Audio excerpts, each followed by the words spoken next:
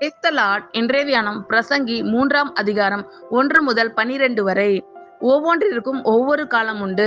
வானத்தின் கீழ் இருக்கிற ஒவ்வொரு காரியத்துக்கும் ஒவ்வொரு சமயம் உண்டு.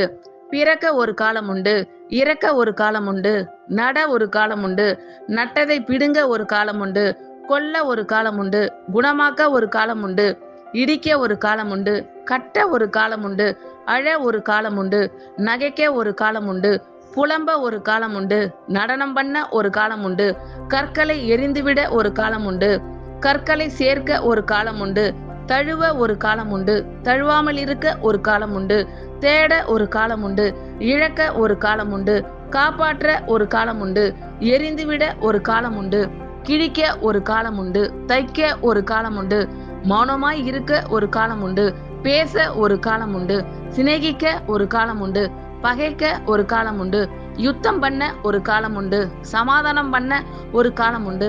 வருத்தப்பட்டு பிரயாசப்படுகிறவனுக்கு அதனால் பலன் என்ன?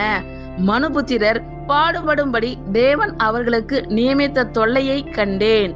அவர் சகலத்தையும் அதீனதின் காலத்திலே நேர்த்தியாக செய்திருக்கிறார். உலகத்தையும் அவர்கள் உள்ளத்திலே வைத்திருக்கிறார். ஆதலால் தேவன் ஆதி முதல் அந்த மட்டும் செய்து வரும் கிரியையை மனுஷன் கண்டுபிடியான். மகிழ்ச்சியாய் இருப்பதும் உயிரோடு இருக்கையில் நன்மை செய்வதுமே அல்லாமல் வேறொரு நன்மையும் மனுஷனுக்கு இல்லை என்று அறிந்தேன். ஆமேன். கர்த்தர் உங்கள் அனைவரையும் ஆசீர்வதிப்பாராக. God bless you all.